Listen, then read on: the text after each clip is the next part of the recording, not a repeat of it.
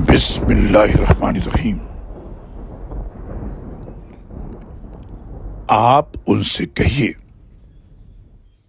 کہ کیا ہم تمہیں بتلائیں کہ اعمال کے لحاظ سے زیادہ نقصان والے کون ہیں؟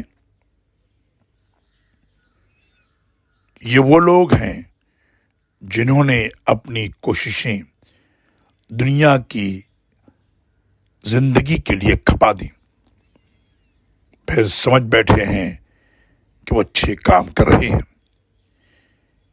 یہی لوگ ہیں جنہوں نے اپنے رب کی آیات اور اس کی ملاقات کا انکار کیا، لہذا ان کے اعمال برباد ہو جائیں گے، اور قیامت کے دن ہم ان کے لیے میزان ہی نہیں رکھیں گے۔ یہ جہنم کے کفر اختیار کرنے کا بدلہ ہے۔ وہ ہماری آیات اور ہمارے رسولوں کا مذاق اڑاتے رہے۔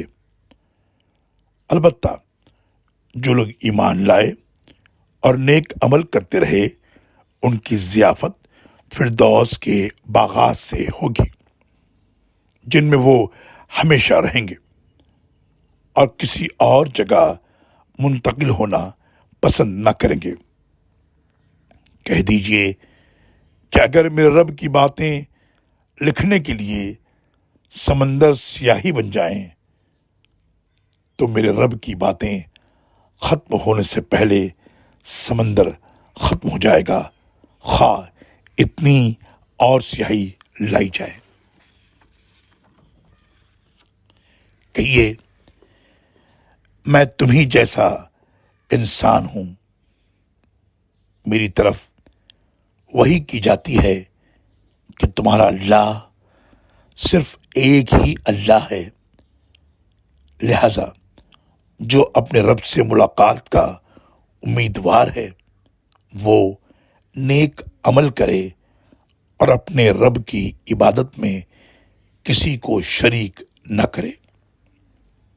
سورہ کہف آیت نمبر 103 سے لے کر 110 تک۔